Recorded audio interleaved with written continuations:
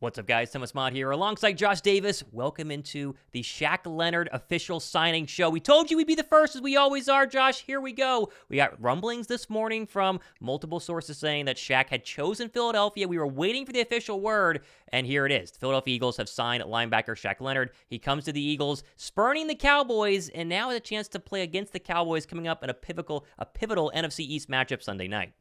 Yes, this is huge news. We were kind of waiting for it, like you say, especially with the way that the team played last night and the issues of the linebacker. You broke it down in your show. I've got mine still working on, kind of getting interrupted here with the big news. But this is fantastic. This is great because, I mean, look, is this going to be a massive signing? Is this an all-pro level linebacker? We've talked about it in the past. No, he's not going to be all-pro linebacker. I wouldn't think. Now, maybe he can have spurts of that, but, in general, I don't think he's going to be to that level. Right. But it's still going to help. It can't hurt. We saw what was last night, and we saw the weakness. So this is great. You sign it right now. What's also even better, I mean, you add a little bit of insult there to the Cowboys, is the fact that he didn't choose Dallas. So we needed some depth, regardless of where Zach Cunningham is and how close he is to coming back. We'll have to see. I kind of feel like the urgency to get this done, and Josina Anderson had reported, I think you retweeted it first is how I saw it, but Josina Anderson reported that the Eagles were optimistic to get Shaq Leonard for possibly Cunningham, the hamstring injury. Right. Who knows how serious that is? But yeah, this is incredible. I'm all for it. Thumbs up. I don't know why you'd be against it. I mean, is there anybody? I've not seen it so far in the chat, anybody, but this is incredible. This is big time for sure. This feels like the right move. And yesterday we saw not only Christian Ellis struggle, who we expected to struggle, especially in coverage, but Nicholas Morrow. I saw a stat, I forget who posted on Twitter a couple of hours ago, that Morrow got obliterated in man coverage. In Philadelphia, they had no answer for any of really the skill players for the San Francisco 49ers. Now, let's just be very clear, because there will be some negative Nancy's at some point in the comments section saying that Darius Leonard is washed. There's no saying that Darius Leonard's an all-pro. There's no saying he's going to be a Pro Bowler. There's no saying he's going to be better than Zach Cunningham. But is he better than Christian Ellis? Well, Philadelphia seems to think so. Do they think he can at least provide some depth? Well, Philadelphia seems to think so, and you and I would definitely agree. We all understand you're not getting 2019 or 2020 Shaq Leonard, who would have eventually signed a $100 million deal with the Indianapolis Colts. I mean, come on. He's not the same player. He went through back injuries, ankle injuries, concussions, like all sorts of stuff. But can he at least help out what has become the weakest position on the Philadelphia Eagles? And I'll make an argument. Philly doesn't win yesterday regardless of Zach Cunningham playing or not, but if Cunningham and 70% of 2020 Shaq Leonard would have been playing, would have at least been a little bit closer, you think? Oh, for sure. Yeah. Again, it's like you can't do any worse. And you're right. You were mentioning, I think Jeff McClain was the one who had the initial tweet as far as, the differences and what the linebackers were playing like. But yes, I mean, it was abysmal. And the easy part, I think, was looking at Christian Ellis because we can kind of see that. But then when you break it down, it was, Nicholas Morrow accounted for 151 yards after catch. So, I mean, that's bad. I don't need to tell you, but that is terrible. That is ridiculous. And, kudos, give credit to the 49ers, as much as we may not want to say that, but they took advantage of it. They saw the weakness. They knew you're missing a linebacker already. The middle of the field has been a constant issue. So, this gets you better. I've seen a couple comments here saying, hey, is this real? I'm not seeing this. Yes, the Eagles official account even reported it. We've seen multiple that have reported it, but it's official. We are getting Shaq Leonard. He is signed with the Eagles. How quickly is he going to get caught up to speed? I mean, I think he's starting. I really do. I think he's starting this week against Dallas, unless some miracle happens and Zach Cunningham's hamstring's not too bad. But I think that he will. But I mean, I'm with you. This is going to be impactful. You're not asking him to be at the same level of the all-pro form, but even a little bit of some spelling linebackers or coming in, starting in the beginning, providing that physical presence, that leadership, that's going to be incredible. So again, thumbs up for that. If you haven't hit the like button, we are, again, this is incredible news, I think, for all of us who watch the game. Rerunning it, I've watched it multiple times here, but we know that you need some help, regardless of if Shaq Leonard is a little bit slow. I know that he's not the fastest linebacker. Maybe he's not incredible at coverage, but again, what we talked about, you share the stats, you look at last night, you can't get much worse. So the veteran leadership, the ability that he has kind of to recognize plays, because I think that's the knock on Christian Ellis. I mean, he's got the speed, he makes plays sometimes, but so many times it's like sell out for the run. All of a sudden he's got a dig behind him that, goes for 20, 30 yards is what we saw last night and a number of times. So I'm totally in favor of this. Again, what type of impact, and I guess, Is it a foregone conclusion, or are we crazy to say? Because I think it's for sure, really, that he'll start. But is there any world that you see where he comes in and it's like, yeah, maybe we give Christian Ellis another shot to play another game here? Is that crazy? It's not crazy, and the clear reasoning is because Dallas wanted him too, right? If he had gone to Dallas and Dallas had said, we don't want him, and there were plenty of reports saying that Dallas did want him, then it might have been like, okay, the Eagles are really trying to scrape the bottom of the barrel to sign anybody here at linebacker, but the Cowboys, they lost Leighton Vander Esch, and they really wanted this guy. And everyone said, according to multiple reports, he can still play. The Cowboys saw him as a starter caliber player when they brought him in late last week, and then, of course, thought they were going to sign him before the weekend was over. He waited and watched Philadelphia lose to the Niners and still chose Philadelphia, which should tell you a lot about the fact that he liked Dallas. He likes the area living in Dallas as well, and yet still chose Philadelphia coming off of their worst loss of the season and the worst loss of Jalen Hurts' career. 23 points was the most that he's ever had. I think he can make a very quick and immediate impact, and it's going to go a long way towards Philadelphia hopefully being a little bit better on defense. Again, yesterday was not simply issues at linebacker. They got very little pressure on Purdy. Purdy was 10 for 10 when Philadelphia actually brought extra men in terms of blitzes. The secondary is looking a little bit old. Kevin Byard's trade hasn't really panned out. He hadn't done much, minus one interception of Patrick Mahomes. But can he make you this much better? And is this much better make a difference? The answer is very clearly yes. Here's the whole problem with everything that we're talking about right now. This stems from the fact that Howie Roseman has forever not value the linebacker position. And when you finally had a linebacker in TJ Edwards who cost you very little money, didn't demand too much in free agency, you let him walk. And right now he's having a very good year with the Chicago Bears, minus, of course, the fact that he's not winning a lot of games. But I really think that this is a result of Howie Roseman not stirring up the linebacker spot. We're having to go out and find somebody in Shaq Leonard. And as long as he's this much better, it still is a solid move. And Ndamukong Suh wasn't the greatest defensive tackle in the NFL. He wasn't Ndamukong Suh from the Detroit Lions. He still played a lot of snaps later on in the year, had a lot fresher overall of legs. Leonard will have the same thing, and he made an impact, and it was this much better than the Eagles had without defensive tackle Ndamukong Suh. And so Howie watched yesterday and said, this is still a Super Bowl caliber roster. This is still a football team that can win the 1 seed, win the NFC East, host playoff games, and win a Super Bowl. I can't lose another game just due to linebacker. This is my best option. Go out and signing one in terms of Shaq Leonard. Yeah, you had to make a change. You had to make a move here. And I agree with you. I mean, to your point, it's like the contender element, right? Because, I mean, Shaq Leonard was saying he wants to play for a contender. It's going to be Eagles. It's going to be Cowboys. Which one of those will it be? He makes a decision despite what we saw in that game. And, I think we were both asking each other a question last night as we were kind of closing or wrapping up. Do you think this plays a factor? Do you think Shaq sees this and he goes, oh, man, this is a terrible game here? But again, you can't forget, like, the Cowboys got shellacked against the 49ers too in San Francisco. So there's both of those elements in play. But I'm glad you get the depth here. Ryan Grieve here with the Super Chat says, one down, time to get 86 back and add some depth and a great blocker.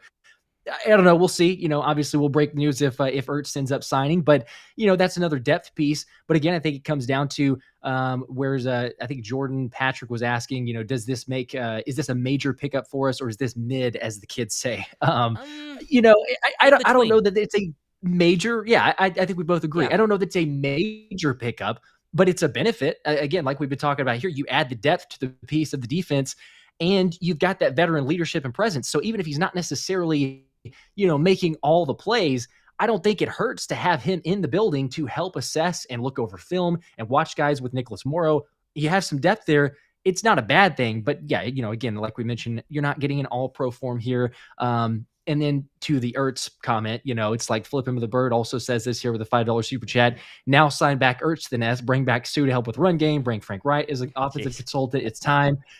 Hey, we love the reunion. Moves. We love the potential. That's a lot. That is a lot of them. But, do you think that Ertz is next with the Shaq Leonard signing?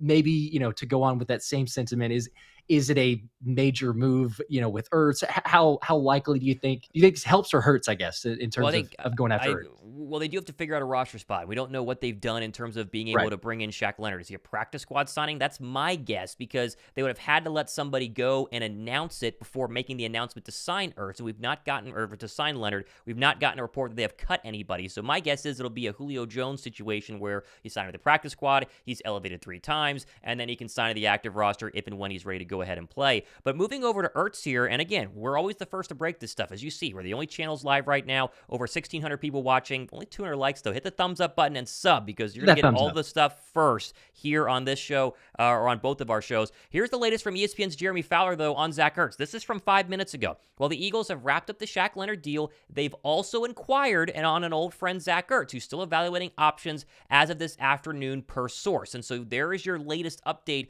on maybe potentially future 86 in Midnight Green in terms of Ertz. They've inquired, they've probably had conversations, and they're trying to figure things out right now in terms of finding a way to get him on this roster, whether you sign him to the practice squad and then elevate him like they probably have done with Shaq Leonard. Again, we don't know on that yet, so if you're watching this later on, don't kill the messenger who's getting it first here. But I think you go after 86. Right. Josh, this doesn't hurt. That's what's so important here. With Shaq Leonard and with potentially Zach Ertz. But just to focus on Leonard here, if you're negative in the comments section, what are you negative about? Do you really think Christian Ellis is losing reps is a bad thing right now? Do you really think Nicholas Morrow, who we praised, he's had good moments, losing some snaps to potentially Shaq Leonard is a bad thing right now? This is extremely low risk. They probably paid him pennies on the dollar and very, very high reward. Higher linebacker play can help out a defense because right now they've been getting gashed in coverage and they've been getting absolutely smashed in the running game, especially yesterday against Christian McCaffrey. Leonard was great at those two things, especially coverage during his prime. Again, you're not getting 100% Shaq Leonard. You get 70% Shaq Leonard, and hopefully it makes a difference. We're not going to try and sell you this idea that you just signed some sort of all-pro, Pro Bowler. He's going to make a massive difference and save the season for you. Well, no, the Eagles were 10-2 without him. They're going to be fine whether he's good or not. But it still is a positive signing, and I think we see that right now down below in the comment section. Yes, without a doubt. And to your point, if he was at the all-pro level, then the Colts aren't ever releasing him. So, right. That's everyone I think realizes that. But yes, it's not a bad thing. And we've seen more than enough from Christian Ellis. As much as, he can make some, wow plays, or all of a sudden it's like, oh, hey, man, he did actually, once or twice even last night in the running game. Sure. But there's times where he misreads something, or he just, you can tell he needs more experience, but he needs it like in preseason action. He needs it over the offseason. Needs to continue to develop. But to throw him out there, it's a blatant weakness. So was Nicholas Morrow, which was a little bit more surprising because he had played better, if you're comparing between Chris Nicholas Morrow. But yes, if you have him out there, it's a win.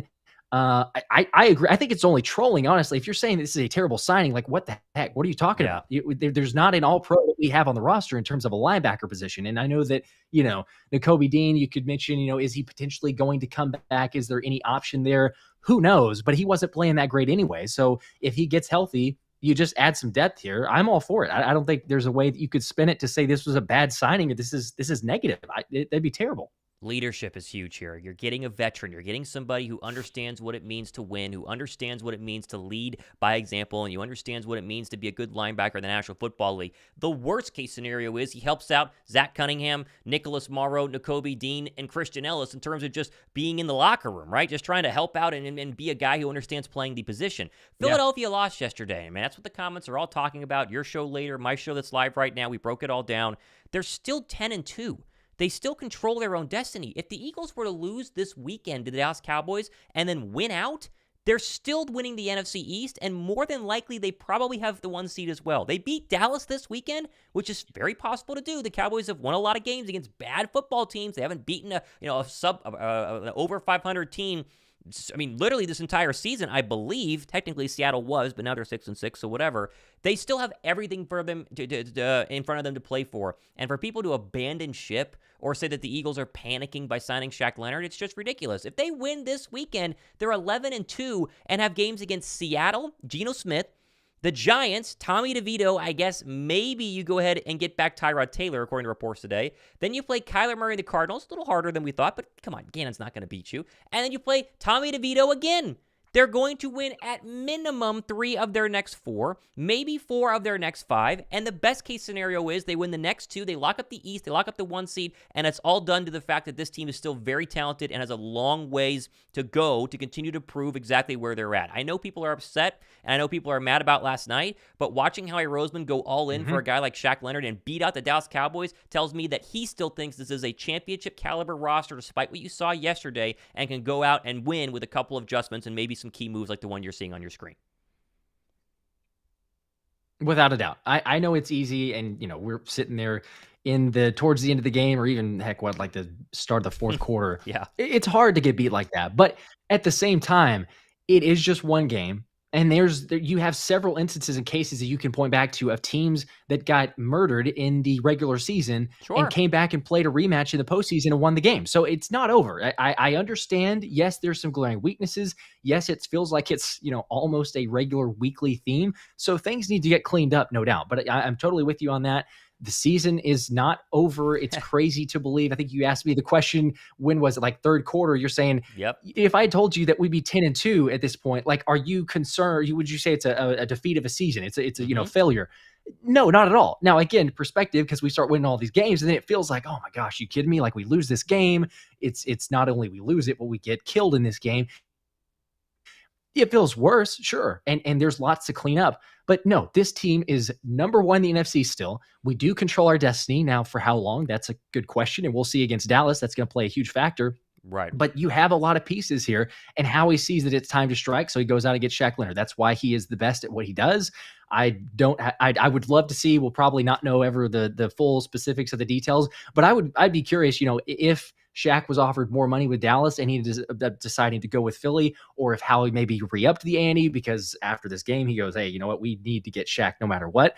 Curious to know those details. We may never find out, but yes, there's an emphasis here. Howie sees the time is to strike now, get a veteran presence, bring it into the locker room. I think it pays dividends. It does look like the last like on the Twitter page of Zach Ertz was the Adam Schefter tweet confirming the fact that, Leonard has signed with the Philadelphia Eagles. So he is very mindful of what is going on right now. We'll get to Super Chats and your guys' comments in just 1 second. Give the show a thumbs up. We're at 420 likes, although we're, again, only channel live as we always are. We're always first for the Eagles content. You guys should know that by now. It's not that hard. But in terms of this whole idea about Philadelphia losing yesterday, we'll put a bow on that here.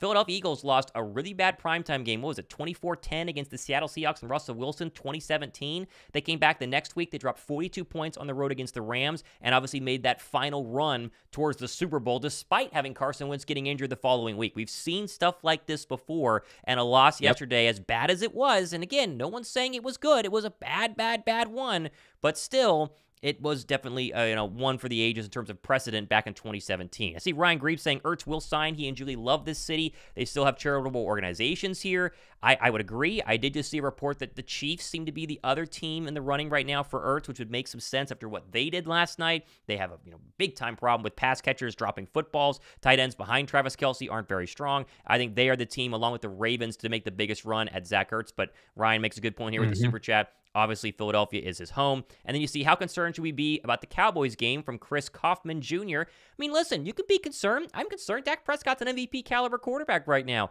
But who has Dak Prescott beaten recently? The last time Dak Prescott played a very good football team, he lost to Philadelphia. And then a couple of weeks earlier, he got blown out by the same Niner team that we got blown out by last night. So Dallas has a lot of pressure to prove that they are not just good against the Carolina Panthers, they're also good against a 10-win football team in Philadelphia.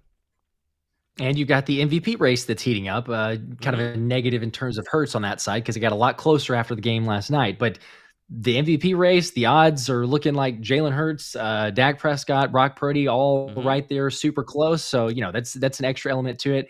But no, I'm with you. This is one of those that you prove it. Dallas has been great at home for sure. They have 14 wins in a row. I mean, they got to give credit to them. And yeah, there is a little bit of concern as well. I'm with you. We're going to be at that game. I'm excited to see it. I do feel like, as we're kind of texting after the game, a lot of times a loss galvanizes a team, and you have the loss, you get punched in the mouth, you sign a guy like this, you change some things this week, the guys are going to show up ready to go. I think maybe it's a good thing. You end up getting motivated for it. You play up to the level of competition. You play to the potential that you can. Maybe we for once see a complete game because we have not seen one of those all season long. I would argue we've not seen a single one. So you know what? Hey, if you see that, I think it's going to be incredibly dangerous. And teams are going to go, wow, okay, if the Eagles can play up to that level, they're going to be unstoppable. Now, again, we got to see it. But yeah, let's go into Dallas. I mean, if you win in Dallas, take it to Dak Prescott, show that the changes have made adjustments. You do something there. Take care of business. I'm with you. You mentioned the schedule. No win is guaranteed. No win is for sure. But things are looking really pretty. You come off that and you get the win. So I think there's a lot of positives. Shout out to Sean D. Sarcasm, too, for saying best Eagles coverage in years. Let's go, Mott and Philly special. We appreciate that. That is very much. But we will be sure. No, I was going to say, if you haven't hit the subscribe button or turn on the notification bell, we are always, I'm telling you, like, go back and look. We are always the very first channels live when news breaks. We have the best coverage for you guys. Hit the sub button. You will not be disappointed. Couple of other super chats here as we keep going. Fitzgerald Tarley says, why are we not talking about the job the OC is doing? Why is he not running the ball? I'm torn on this. I talked about it on my show earlier. If you missed it, I'm sure Josh will hit it a little bit later today. The Eagles' offense wasn't terrible yesterday. Now, the run blocking has still not been great. It's not like they were gashing holes and not running the ball. 6 carries for Swift is a problem. We all understand that, but the Eagles got down pretty big, and so you can't run the ball in the second half. But sure, was it the best called game yesterday? No, it wasn't Brian Johnson's worst. I mean, they had been really good in the red zone, Josh, the past couple of weeks, and then, of course, struggled those first 2 drives. But I'm not going to sit back and say that Brian Johnson lost us the game last night. It was clearly on the Eagles' defense. Yeah, definitely was on the defense. Question 2, and I'm going to cover it more so in the recap, but it's like it was on the defense, but how much was Desai? How much was the players? There's certainly a combo in that, but it's like, man, we've seen a lot of times adjustments being made in the second half, and obviously we didn't see that because it was 6 straight possessions of touchdowns for the 49ers. But I don't know. I mean, it's incredible the fact that you couldn't get a single stop, and there's lots of things that go on with that. But it's complimentary football, which we have not seen very much of, like we've been talking about. But if we go back to, we're talking about it even on the first 2 drives, if the Eagles are able to punch it in for 6 both times, all of a sudden you're looking at a 14-0 game. Like that's a huge change of what that game could be in terms of, oh, well, now it's 6-0, still a one-possession game. All it takes is a touchdown. Next thing you know, they're up 7-6, and we know basically the rest is history. So it's both sides, but yes, if the defense could have gotten 1-2 stops, anything in the second half, you wonder, you question, how does that change things? But yeah, overall, not a good game. We all know that. We realize it, but you can bounce back. It's just one game. It's the regular season. Fletcher Cox said it. BG said it. I mean, just about every player said it. They realize it's not like they're, oh, wow, we just got beat. It's no big deal. Like they realize they're motivated. So I think it's a good thing. We will play better. We will play hungry. We'll play motivated. As we know, hungry dogs run faster. So I think this will end up, when we look back, we get into the playoffs, I think we'll look back and say, not that we want to lose ever, but I think we'll look back and say that was a good loss because we figured out, you know what? We need to show up. We've got to get better. There's a lot of adjustments that we need. And you played a really good team that exposed some weaknesses. So Desai needs to make some adjustments. Howie gets this guy in Shaq Leonard. Do we see some changes there? I think we do. I think it'll be a benefit. And we'll just have to see how it plays out. By the way, you had a question, I think, on the contract numbers. We haven't seen anything yet official in terms of what the exact numbers is going to be. But both of our assumption, though, would be, he's going to be practice squad, assuming, roster spot and stuff like that. We saw that obviously with Julio Jones and a number of signings. So seems to reason you'd start out there, then get elevated, move to the active roster. But we'll see. We'll keep you posted. Obviously have those on the regular shows. And like Thomas mentioned, we will be sure to go live if Ertz ends up following suit. So hopefully it does. Definitely hit the notification bell. And again, we do not know the contract details as of being live right now. The question really is, are they signing him to the practice squad and then elevating him? Or are they going to go ahead and just cut somebody and bring him in? Who knows? But we'll obviously have that breakdown on all of our shows tomorrow. And Josh will have it on his show later on this evening. If you missed my recap, it's live now. Be sure to go ahead and check that one out. I do want to get to some super chats. It's Inspire says, any chance we get Maddox back? I don't believe so. I know there's this report from a couple months ago saying maybe in the postseason. We're still too far away from the postseason. 5 weeks left in the season, and then maybe a bye week could get you at Maddox coming back. But how, game ready is he? Where are the lungs at? Where are the legs at? It's definitely a stretch. And then I see Andrew saying, Sue is better than Marlon. Ertz is better than Stoll and Albert O. Shaq is better than Morrow. This is a no-brainer. You use Penny and Swift. If not, then release Penny and free up money. I agree with everything that's said there. I mean, if they're not going to use Penny, then get him out and, work another roster spot for Shaq Leonard. If you want to just sign him straight to the active roster, then to go ahead and add him to the practice squad, because Penny is a healthy scratch week in and week out as the sun rises in the East and sets in the West. I mean, it's a guarantee. It's a guarantee. It is. Yeah. It's Penny is doing nothing really but taking up pennies on the cash flow here because he's not being used much. And it's shocking. And you want to talk about, the run game has not been great. It's just that to me, to go off a little bit on a tangent, but it feels like that's another area that you could say, you know what, just give it a shot, because the running game is not being efficient enough to say that we shouldn't try Penny or see if he could be serviceable. You give him 10 carries or something like that in one game. I mean, what's the worst that can happen? You're not averaging a great average. You're not having these explosive plays for the most part. And we've had a couple, but I don't know. It feels like you would be worth a shot. shot to see what Penny can Right. do. But yeah, they're not using him. So if you're not going to, I'd be fine with that. Free up some space, do something else. I don't know. Ralph says the Eagles were too complacent. They needed to beat down to establish their focus. I'm not worried. I think that's a great glass half full way to think about it. I think the exact same. I hope it refocuses them. They lose the Cowboys next week. We can talk about that. But right now, you go 1-0 each week, and they're 0-0 right now starting on a Monday. So we'll see. Dr. Dork says we need a next-generation cornerback and a safety to help us. I agree with the cornerback side of things.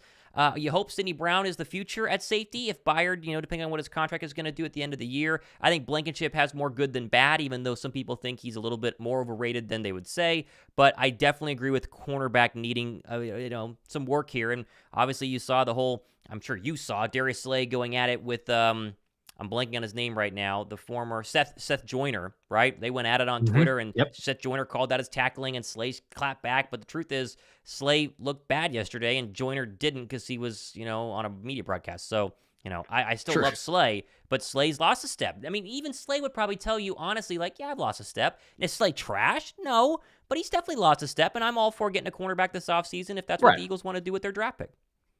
Yeah. We've talked about that a number of times, but yes, I think you need some depth now with Howie do it, because how much does he value trying to get something early?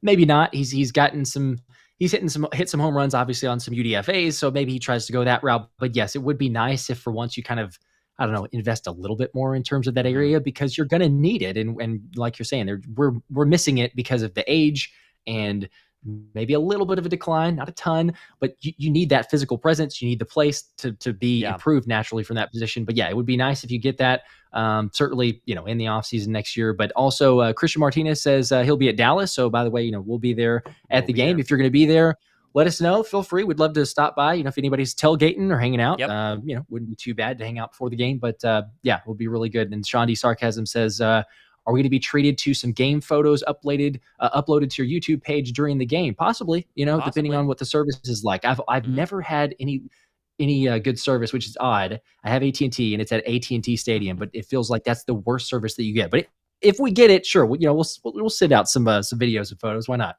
Yep, definitely 100% true on that one. Let's finish up some super chats here. Fitness Warrior says, I guarantee Shaq will help because he helps complement Zach in communication. With help and his energy, look at his film, not his stats. I agree with that. Guitar says, I feel like our defense will sell in the playoffs. That's negative thinking. We're not negative right now. We're happy because they signed Shaq Leonard, although you could be true. You never know.